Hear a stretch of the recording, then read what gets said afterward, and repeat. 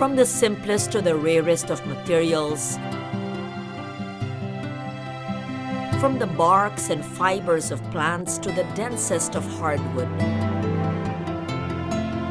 from paper and clay and precious metals to that most wondrous substance, a mind in flight, expressing itself in a torrent of words. These are the materials from which our traditional artisans and craftsmen have built solid and grounded traditions. Fragments of a nation waiting to be made whole by men and women who bring an entire culture and knowledge system into their creations. These are the chosen materials of indigenous craftsmen, they who are the embodiment of Dayaw, our knowledge, our pride.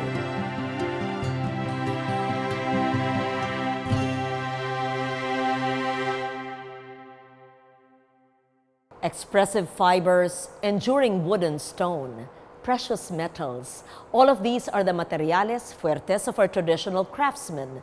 Each of these materials express aspirations and dreams of whole communities and societies.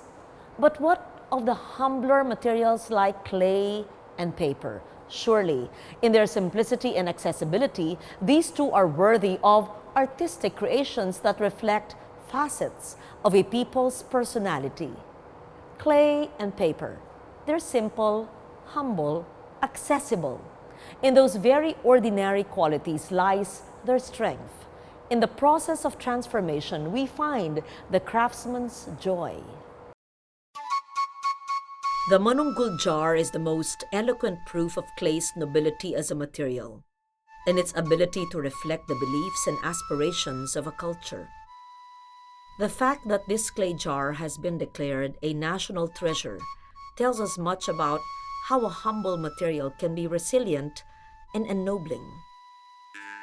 The jar's remarkable lid shows two figures on a small boat. Where are they journeying? Where have they just been? The meaning of these figures is an eloquent proof of the deep spirituality of the early Filipinos. Mary Jane Bolunia, officer in charge and senior researcher at the Archaeology Division of the National Museum, tells us about this singular national treasure. So the Manunggul jar was discovered in the early part of the 1970s by the team of Dr. Robert Fax in Quezon, Palawan. Manunggul is a rock shelter found in that complex which we now call as Tabon Cave Complex. This jar, which is found in this gallery, was used as a secondary burial jar. So the date of that jar has been placed between 790 to 810, which is part of the Metal Age period of the Philippines. It is the first artifact that shows of our idea or our ancestors' idea of the afterlife, because it shows on the lid two people riding a boat or a bangka, and then one is steering the boat towards the afterlife. So the belief in the afterlife is very much evident in that particular type of artifact. The Manunggul jar, as well as other examples of the Philippine earthenware or palayok, is more than just beautiful objects. They tell us much about the technical knowledge and skill of the ancient Filipino potter. The potter should know where to get the clay, because the clay must be good, because it has to be pounded to remove all impurities and the big fragments of stones and other inclusions that would eventually break the pot once it is fired. Also the knowledge of what tools to use. They have the paddle and anvil, so they have a piece of stone, which is, they have to make sure that it is smooth. And then the paddle, which is a piece of wood, so that to make sure that when they try to tap the pot, it will not create breakage. Then the next is that the knowledge of fire, because they have to make sure that they know the temperature that's going to be reached when they try to fire all those pots, or else we will have what we call in Tagalog, hindi lutong-lutong palayok or not fully baked. The ordinary palayok or the cooking pot, as the name itself would say, it's a cooking pot. But there are smaller ones that were used exactly or directly for as grave goods, as funerary offerings, and sometimes even for rituals. So we have different sizes of pots. And although we call them pots in general, if you take a closer look at them, you find out that they would have different designs. Sometimes they would have different types of lid. An important discovery, equal in importance to the Manunggul jar, would be the Maitum secondary burial vessels. Known for the enigmatic, mysterious faces on the lids of these jars, these vessels are further proof of how important secondary burial was to our ancestors, how they memorialized their beloved dead through these works of art. Secondary burial is being practiced in many communities or even in prehistoric Philippines. That is why we have burial jars being found in northern Luzon. When someone dies, he or she is buried, and then after a few years, after all the flesh has been gone, after some time it's only the bones that are left, then they have to conduct another ritual. And then that is the time that we now have a secondary burial. So the bones of the dead would be placed in a jar and then kept in high places, because if they are in high places, that means it is nearer to the afterlife. Looking at the Maitum treasure trove, we cannot help but ask, who are these people depicted here? Who loved them enough to commit their features to memory? And how did these vessels memorialize relationships, immortalize love, heal a loss? I would like to believe that it's more of the part of the deceased face or the emotions being expressed, because although this would be deducing from earlier readings, because we don't know what the potter would have thought of, but going with the ethnographic interviews that I have done in some of my researches, it's always about the dead and not with the anitos. Even if secondary burial is no longer practiced, the tradition of creating strong, resilient vessels continues today.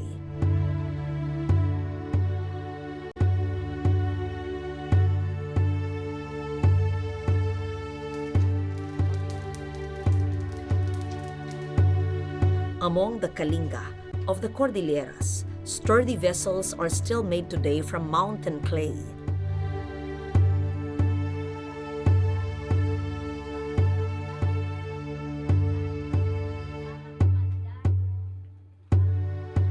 Such vessels are used to hold water or rice. They are also potted so that when placed on a basket and cloth headpiece, the pots can be balanced easily.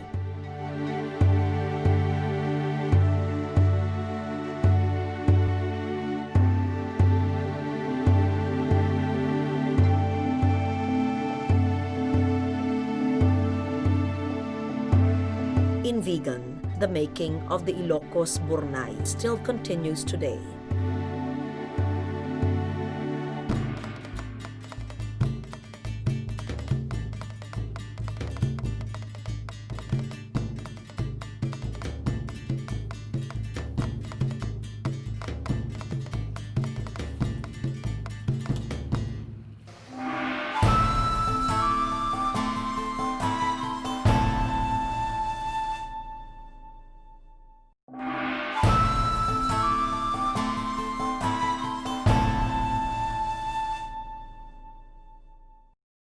Artifacts made of clay endure and tell us much about the people who create them. Objects of paper mache may have a more ephemeral nature, but they're equally eloquent witnesses to the whimsy, the fantasy, the sheer joy of the folk artist.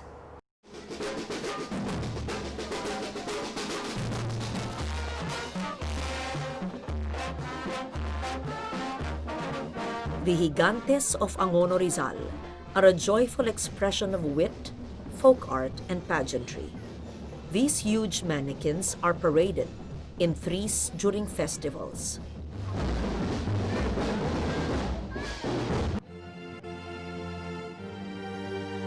Lore has it, these mannequins depict the mestizo landlord, his wife, and their child. In a predominantly agricultural and fishing community like Angono, the image of a feudal landlord made comical is particularly resonant. Arturo Argana is a craftsman and a native of Angono. Ang higante dito sa bayan ng Angono, mula yan dahil sa kapistahan ng San Clemente. Bilang pasalamat sa mga nakuhang biyaya, kagaya sa dagat, sa bukid, ginawa namin na pagka yung nagpaparid, nandyan yung mga aning palay, mga isda, ayan. Bata pa ako noon, nakikita ko na meron kaming 3 higante dito sa bayan ng Angono. Yung gumagawa niya ng higante dito sa bayan ng Angono na si Katem yung Tahan, isa siyang balbero. Nakikita ko, bago siya maggupit, nagagawa siya ng higante. Kaedad na ako, sabi ko, gumagawa siya ng higante. Ako tiga Angono rin, anak ako ng Angono, bakit hindi ko siya gayahin? Para ang higante, lalong dumami at maging kaiga-igaya sa mga bumibisita sa Angono. Ang paggawa kasi ng ulo ng higante, dating nakikita ko sa kanila, gumagamit sila ng screen. Tapos sinuhulma nila doon, lalagyan ng paper mache. Matagal ang proseso, saka mabigat. Dapat sa paggawa ng ulo ng higante, gumamit ng clay. Ang paggawa ng isang higante, dito, puro kami recycle dito. Wala nasasayang. Ang ulo, paggawa ng ulo ng higante, kumukuha kami ng putik ng anay, uhulmahin ko. Pag nahulma, gumagamit din ako ng papel. Papel muna, paper mache muna, saka yung resin. At pagkatapos nun, nakagawa na ako, magagamit ko pa uli yung putik na yon. At ang katawan naman, ang paggawa naman ng katawan, yung aluminum kasi nababaluktot lang.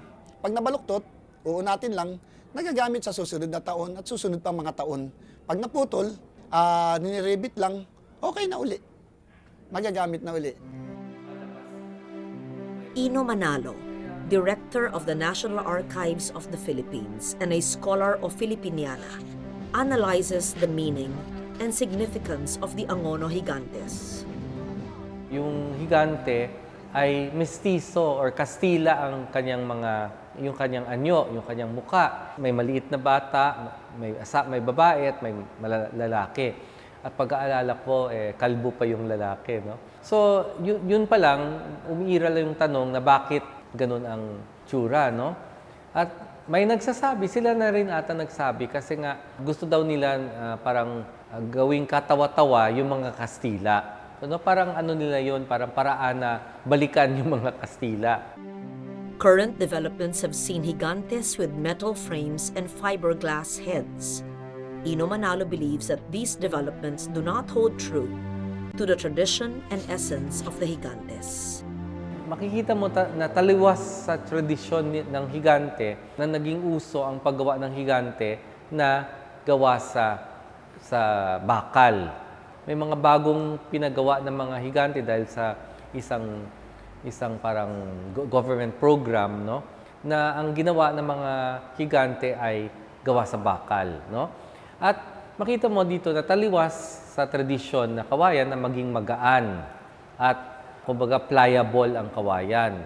Pangalawa, taliwas din ito sa katangian ng mga sining ng bayan na dahil nga gawa sa bakal, naging permanente. Samantalang marami sa mga sining sa mga pamayanan ay hindi permanente. Nabubulok at bumabalik sa lupa, tapos ginagawa uli. no? Kung kailangan na. So, walang parang masasabi sa Ingles, innate value, yung taal na halaga, no? Pero ito ay binubuhay uli pag may pista. Kaya, pag may pista, nadadagdagan din ang dating ng higante kasi naging buhay. No? Umiikot, tumatakbo, nakikihalubilo sa mga tao. So, naging buhay. Just as the higantes of Angono have undergone significant changes, so have another wonder of paper mache, the taka of Paete in Laguna. These whimsical, gaily colored figures depict dalagas and binatas, horses and roosters. Originally conceived as toys, taka has now become iconic symbols of the joyful spirit of Filipino folk art, created by the women folk of Paete. Nora Cadawas is a Paete craftswoman specializing in taka. Natuto ako ng pagtataka nang ako ay graduate na elementary. Ang kalapit bahay ko yung nagtataka ng mga kabayo. Nag-observe ako at saka pinagbasta ko kung anong proseso ang gagawin. Doon ako natuto. Dito sa Paete nagsimula yung pagtataka dahil ang kabalitaan noong araw ay meron daw isang matanda na nahulugan ng matigas na bagay sa ulo. Nag-isip yung matanda na palitan yung bumaksak na yun. Kaya ang unang ginawa niya ay nagpagawa siya ng takaan na dalaga. Ay di nang kuha na magaan. Ayun ang simula noon. Tapos ay di sari-sari ng kuha ng pinagagawa, ba't ibang hayop na. Yung pagtataka ay ang gamit niyo na may pinatad na bigas sa gabi, ibabatad yun.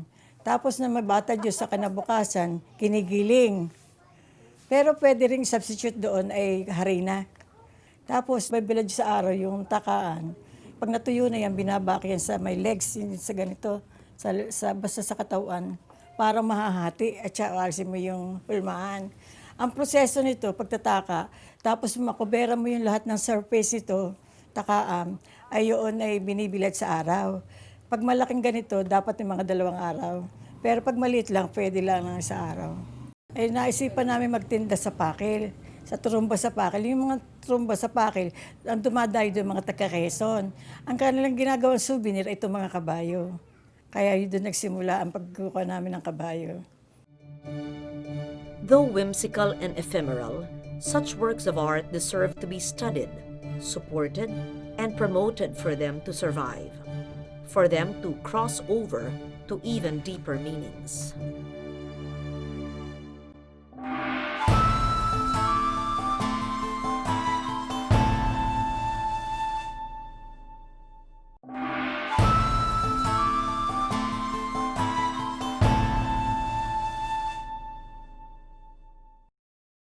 Traditional Filipino sensibilities dictated that the presentation of food be a visual feast, an activity that engaged the recipient and showed the care and attention that the host put into every delicious morsel.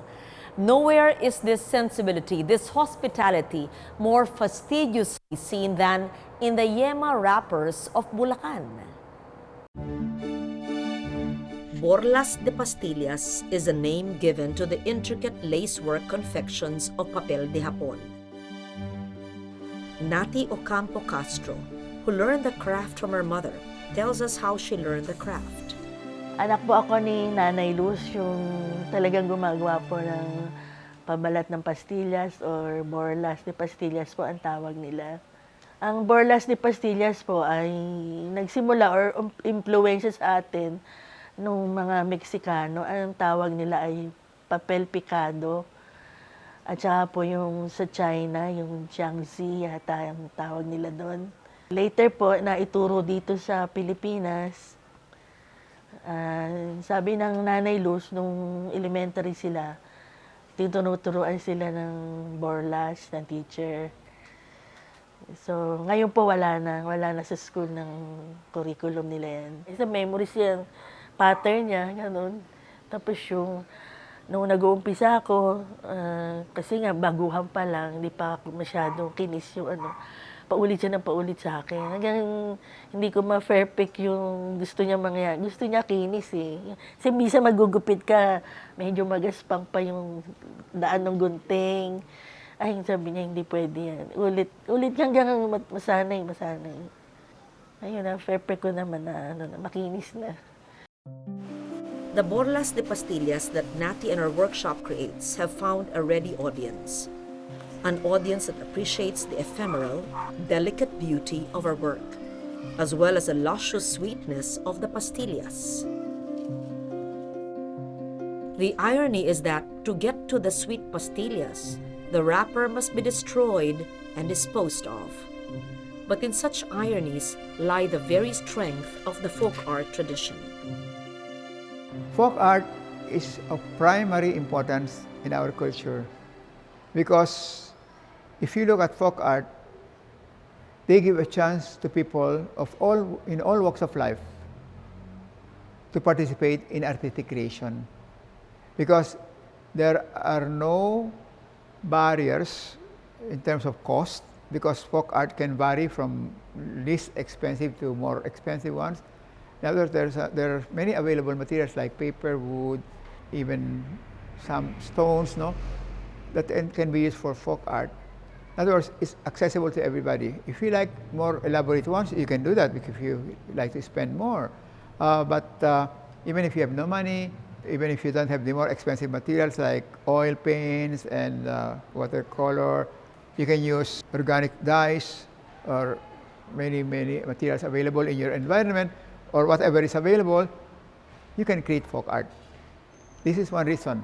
Folk art is accessible to the people.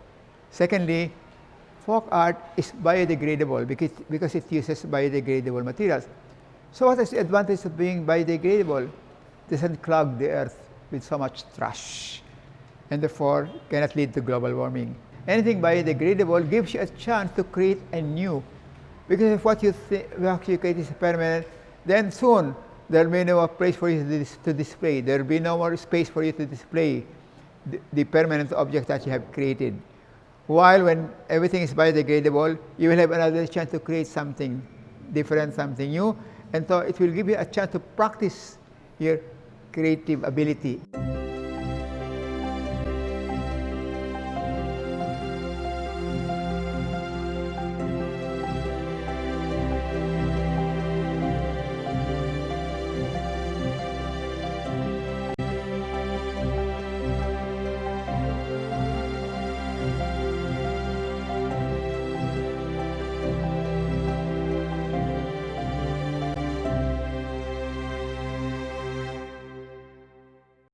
Playful wit. I find it in a brightly colored taka or in a self-mocking higante. When I look at Maitum portraits, I see gravitas, whimsy, fond remembrance of a departed loved one. When I am offered a finely wrapped yema, I don't even want to open it. I could stare at a delicately cut wrapping forever. Objects made from humble, simple clay and paper. But why do I feel sometimes I know the makers so well that I can identify with their spirit, their energy, their humor, their pure, unadulterated Pinoy joy? They represent a different side, a more human, a more spontaneous reflection of Dayaw, our knowledge, our pride.